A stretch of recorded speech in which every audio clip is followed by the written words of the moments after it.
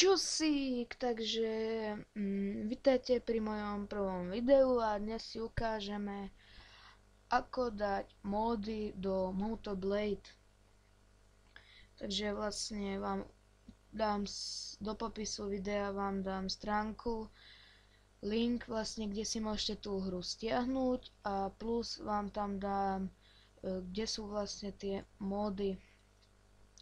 Takže keď ste prišli na túto stránku, vyskočila vám takáto tabulka vlastne. Dáte módy pro Moto Blade. Je to aj pre druhú časť, ale ja mám Moto Blade, tak tam budem dávať. Kliknete na to ľavým tlačítkom a tu vám vlastne výjdu, na aké módy sú tu vlastne.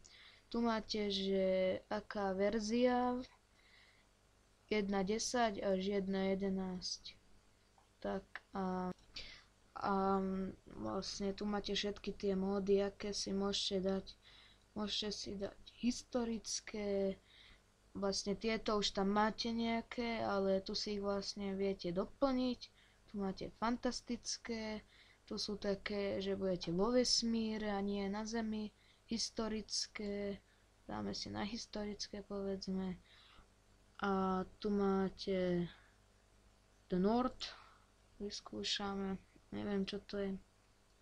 Tu máte na akú verziu to je, vlastne všetky módy sú na tieto verzie. A tu máte komenty, že komentujú, že aký je mód, tam si môžete pozrieť, keď sa vám bude páčiť. Kliknete na šípku dole, načíta sa vám stránka. A tu dáte dole no. Ono sa vám to vlastne začne stiahovať, dáte uložiť, počkáte, trošku budete musieť počkať, ale tie menšie módy nebudú až tak trvať, trošku sa vám to musí rozčítať. Tak.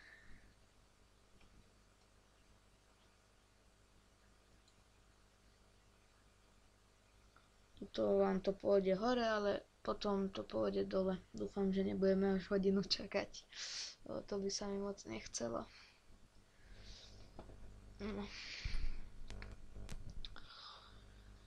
No vidíte. Už nám to ide hore zase. Takže vlastne, jak sa vám stiahne ten mód, ja si ho stiahovať nebudem, lebo ja ho nepotrebujem. A keď sa vám stiahol mód vlastne, otvoríte ten priečinok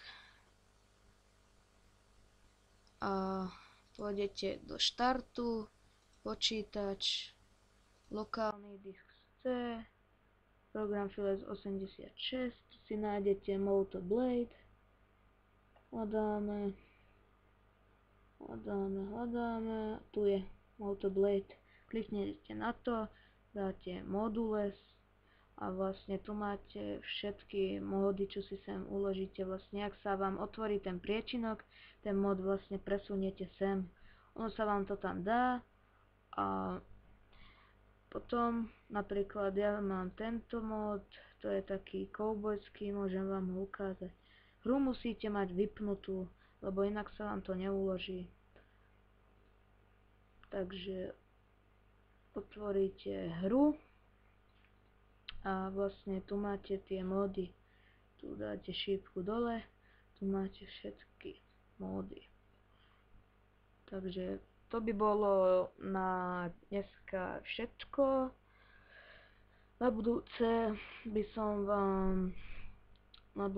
som vlastne natočil nejakú hru. Asi budem natáčať Need for Speed, takže máte sa na čo tešiť. Takže čusík!